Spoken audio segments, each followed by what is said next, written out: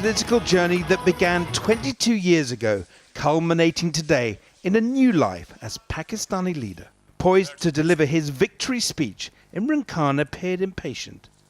After all the big promises about a new Pakistan, the cricket star, with his almost mythical status, must now deliver.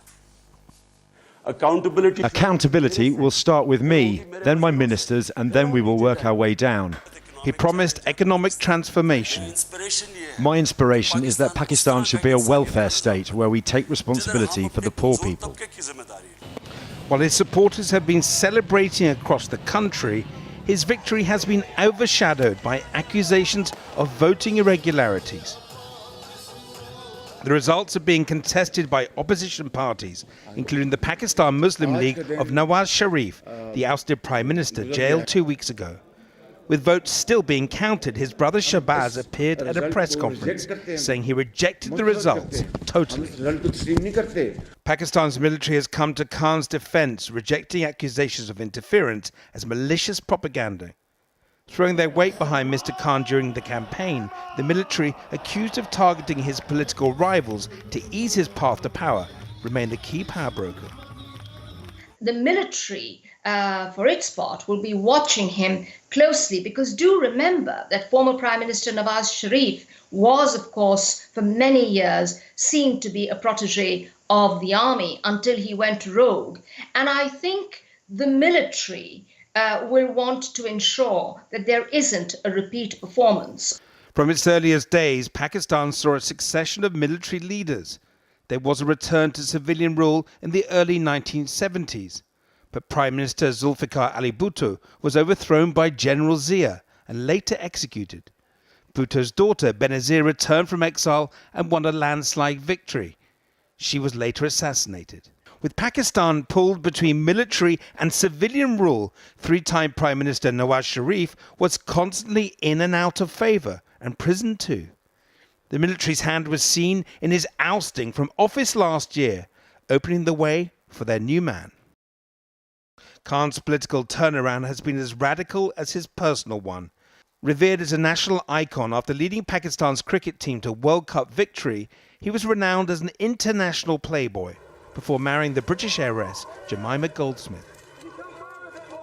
Khan then threw himself into Pakistani politics, using his political party to fight what he saw as the endemic corruption of Pakistan's old-style family dynasties. Without a traditional tribal support base, Khan has widened his appeal by casting himself as a populist. He's adopted conservative positions on women's rights issues and draconian blasphemy laws, while criticizing Pakistan's role in the US-led war on terror. Delivering his domestic agenda is going to be hedged in by so many constraints. The military budget, having to go abroad to the IMF at a time when relations with the United States are not very good. And tackling endemic corruption may be a bigger challenge yet. Mr. Imran Khan has not yet held power, and as we all know, power does corrupt. So let's wait and see at the end of his 5-year term whether allegations of corruption that are routinely attached to almost every single regime, both elected and military in Pakistan, attach to his as well. As his supporters continue their celebrations tonight, Khan, with promises to everyone from the military to the poorest in society, may have set himself an impossible task, trying to be all things to all Pakistanis.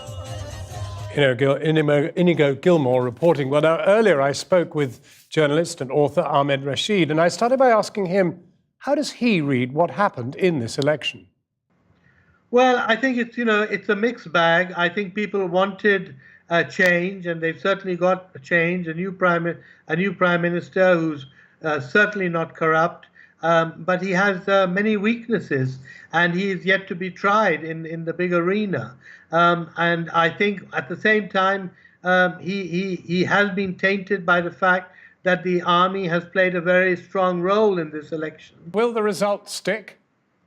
Well, I think we're in for a very long controversial haul, because what has happened is that the two next largest parties who won seats, the People's Party of former Benazir Bhutto and the party of the former Prime Minister Nawaz Sharif, both these parties are challenging Imran and saying, we will not accept these results of these elections. Now, if that happens, it would be catastrophic because that means they wouldn't take their seats in parliament. And literally, you would have Imran and his party sitting in parliament with no opposition and nobody else from any other party. So, I mean, the army is inescapably going to be in politics, right? Well, absolutely. I mean, as we know, one of the all the differences between Nawaz Sharif and the army were related to policies. The army wants to control foreign policy. Now, is Imran going to pick a fight with the army to try and run foreign policy? Is he going to do the army's bidding, whatever it wants? So, this is a very important question, especially at this stage where relations with Afghanistan have only just begun to slowly mend a bit. Relations with India are terrible. Relations with the United States are even more terrible. But there, surely, that is perhaps one way in which Imran Khan could make a difference. I mean, he has had an international life. So is there a chance that in some way he will try to personally reach out, or will the army stop him?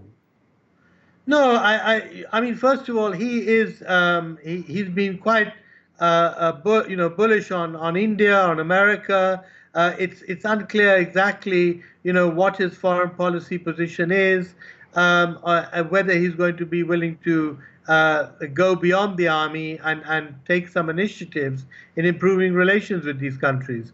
And I guess in the end, the central issue is that Imran Khan would not be the new prime minister if it were not for the army. I think what the army did was essentially to wrap up Nawaz Sharif, put him into jail, on corruption charges, and then try and decimate his party. Now, a lot of his party figures have been jailed, or they've been persuaded to leave the party, or they've been persuaded to join Imran's party. And these kinds of shenanigans have been going on for the last 3 or 4 months. Ahmed Rashid, thank you so much for talking to us.